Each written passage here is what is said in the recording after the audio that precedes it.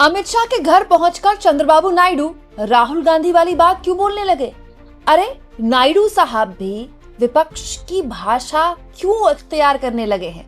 दोस्तों, सरकार चाहे कुछ भी कर ले, अपनी मर्जी चला ले, अपने संख्या बल के हिसाब से कोई बिल पास कर ले, लेकिन धरातल पर जब चीजें आती हैं तो सरकार को न केवल विपक्ष बल्कि उसके सहयोगी भी आईना दिखा देते हैं।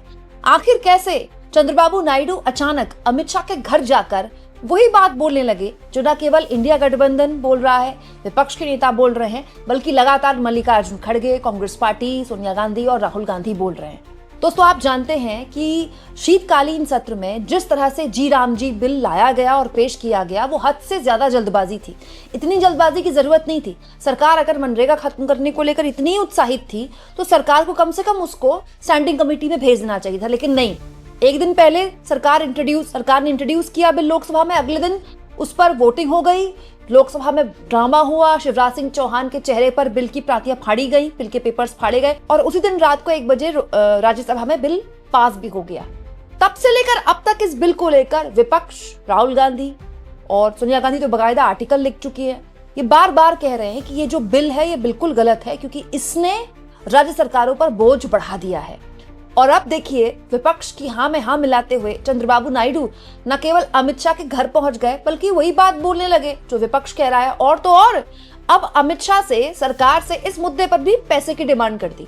दोस्तों, हिंदुस्तान टाइम्स ने खबर छापी है कि आंध्र प्रदेश के मुख्यमंत्री चंद्रबाबू नायडू ने जी राम जी बिल, जो कि अब कानून बन चुका है, एक्ट बन चुका है, उसको लेकर न केवल बुधवार को गृह मंत्री अमित शाह से बातचीत की है, बल्कि उन्होंने ये भी कहा है कि इसको लेकर अब हमारी कुछ मदद की जाए क्योंकि इस पर जो पूरा बोझ है वो राज्य सरकार पर डाल दिया गया है। दोस्तों, अभी तक मनरेगा में 90-10 का रेशियो था। 90% जो फंड था वो केंद्र सरकार देती थी, 10% राज्य सरकार देती थी, वो भी इम्प्लीमेंटेशन के दौरान।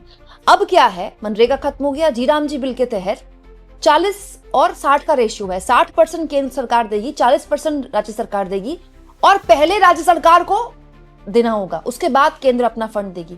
तो इसे लेकर बकायदा आंध्र प्रदेश के मुख्यमंत्री अमित शाह के घर में मीटिंग करने गए हैं बुधवार को। ये अब छपा है हिंदुस्तान टाइम्स में और ये बताया गया है कि ये जो जी राम जी बिल है, इसके लिए केंद्र से मदद मिले राज्य को, आंध्र प्रदेश को, क्योंकि आंध्र प्रदेश के पास फंड की कमी है, आंध्र प्रदेश के पास पैसा नहीं है। देखिए, बकायदा यहाँ पर लिखा है, seeking relief the chief minister requested alternative financial support and flexibility keeping in view the states current fiscal situation.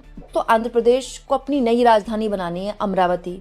उसके लिए काफी बड़े बड़े वादे चंद्रबाबू नायडू ने किए हैं और उनको 5 साल में उसमें कुछ कंक्रीट करके दिखाना है। तो अमरावती को लेकर भी दरअसल मुलाकात हुई थी अमित शाह से नायडू की। दोस्तों, ये कहते हुए कि अमरावती को केंद्र सरकार स्टैट्यूटरी स्टेटस दे दे आंध्र प्रदेश की कैपिटल का, जिसके बाद कॉन्ट्रैक्ट्स वगैरह देना आसान होगा ना, क्योंकि कंपनियां ही कह सकती हैं कि कल को आपने कैपिटल बदल दी तो ये काम तो पार्लियामेंट में ही होगा। बेसिकली ये इस बहाने से आप कह सकते हैं कि गृह मंत्री से मुलाकात करने गए होंगे नायडू, लेकिन मेन मुद्दा उन्होंने ये बोला कि भाई जो राज्य की आर्थिक स्थिति है ऐसी नहीं है कि वो जी राम जी कानून के तहत 40% पैसा दे, तो आप हमारी मदद कीजिए। तो दोस्तों, क्या आंध्र प्रदेश इकलौता राज्य है जिसकी आर्थिक स्थिति बहुत अच्छी नहीं है? बिहार भी वो राज्य है जहां पर आर्थिक स्थिति राज्य सरकार की बहुत अच्छी नहीं है। पंजाब वो राज्य है जहां आर्थिक स्थिति सरकार की बहुत अच्छी नहीं है।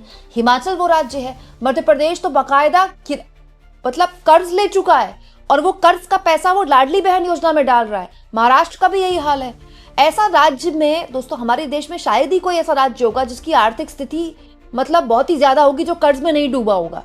तो बड़ा सवाल ये है कि जो आंध्र प्रदेश के मुख्यमंत्री बोल रहे हैं वो तो हर राज्य का मुख्यमंत्री बोल रहा है, लेकिन अब आंध्र प्रदेश के मुख्यमंत्री एक्चुअली में सरकार को आईना दिखा रहे हैं कि ये जो जी राम जी कानून आपने हम पर थोप दिया है, थोप तो आपने दिया, लेकिन अब पैसा दीजिए इसके लिए। तो बड़ा सवाल ये है दोस्तों कि अब पैसा सरकार किस किस को देगी? सरकार ने तो बिल में ही कह दिया कि हम तो 60% देंगे, तो आंध्र प्रदेश का कोई एक्सेप्शन है? और आंध्र प्रदेश को अगर इसके लिए अतिरिक्त फंड मिलता है तो फिर बाकी राज्यों को भी मिलना चाहिए। ऐसा क्यों? ऐसा भेदभाव क्यों? ऐसा सौतेला व्यवहार क्यों? क्या मैं एक और चीज आपको बता दूं दोस्तों कि अब बजट भी आने वाला है, तो जाहिर तौर पर आंध्र प्रदेश की मुख्यमंत्री की नजर बजट पर भी होगी। तो इसको लेकर भी ये मीटिंग थी कि भाई बजट में जो है भारी एलोकेशन आंध्र प्रदेश को लेकर किए जाए।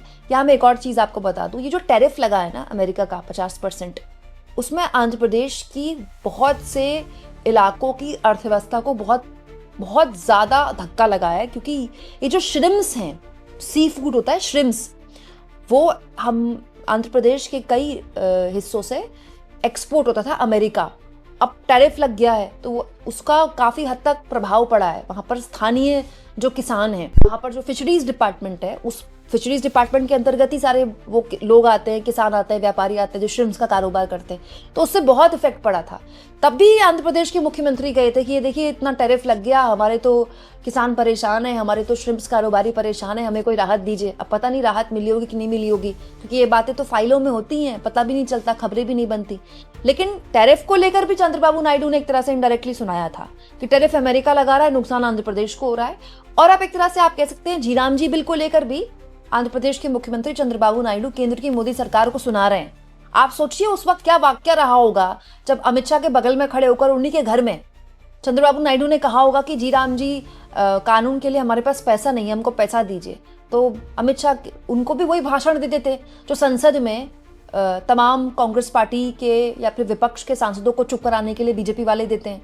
आप नहीं दे सकते उनको भाषण, क्यों? क्योंकि उनकी राजनीतिक बैसाखी पर मोदी जी की कुर्सी टिकी हुई है। वो मोदी जी जो ऑलरेडी विदेश मामलों में बहुत ही बुरी तरह घिरे हुए हैं, कभी ट्रंप कुछ बोलते हैं, कभी चीन कुछ बोलता है। वो मोदी जी जो वैसे तो देश भर में तमाम मुद्दों पर बोल रहे हैं, लेकिन ट्रंप को जवाब नहीं दे पा रहे हैं। अब उनके अपने सहयोगी भी उनको आईना दिखा रहे हैं उनके पास किए हुए बिल्स को लेकर कि बिल तो आपने पास कर दिया, लेकिन अब हमारी मदद कीजिए।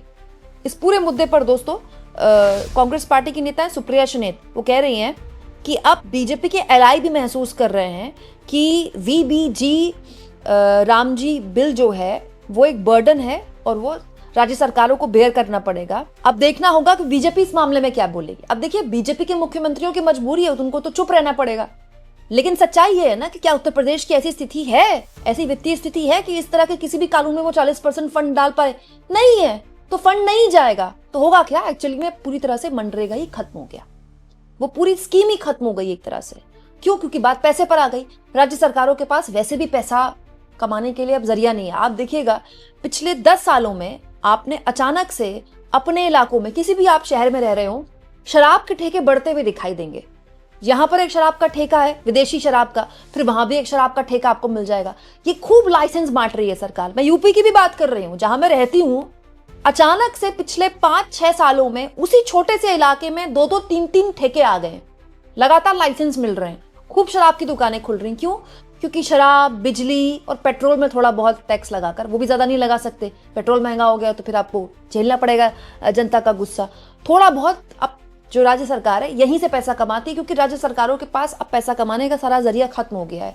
राज्य सरकार जीएसटी के भरोसे बैठी रहती है, केंद्र से जीएसटी आएगा तो हम भरेंगे, और वो जीएसटी इतना भी नहीं आता कि राज्य सरकार अपना पूरा कामकाज चला ले, क्योंकि राज्य सरकार के पास भी भारी भरकम खर्च है, सैलरीज देनी है, पेंशन्स देनी है, राज्य सरकार का कामकाज है, तमाम तरह की योजनाएं हैं जो राज्य सरकार ने उन्हें चला रखी हैं। ऊपर से ये लाडली बहन योजना जैसी योजनाएं, 10,000 रुपए वाली योजनाएं, जिनकी वजह से सरकार पर जो सरकार का जो उसकी बैलेंस शीट है वो पहले से ही खराब, जो ऑलरेडी थी वो और कमजोर पड़ गई है। तो ऐसी स्थिति में इस तरह की योजना आप डाल देंगे तो आपके एलआई तो ये बोलेंगे, लेकिन बीजेपी के मुख्यमंत्रियों के पास ऑप्शन नहीं है, तो सब चुप करके बैठे हैं।